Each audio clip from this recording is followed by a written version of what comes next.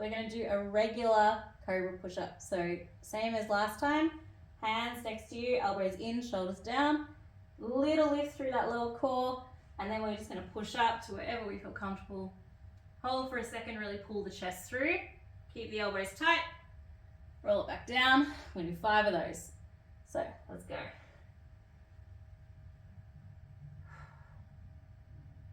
1.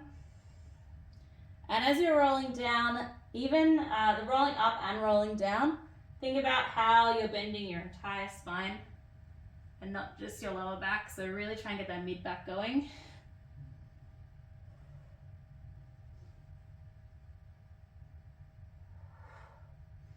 Let's do 2 more. We'll give our arms a short rest before we do the next 2. It's fine to relax your shoulders at the bottom, but just make sure you pull everything back in before you go again.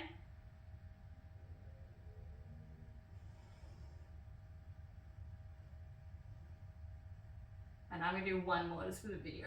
You guys don't have to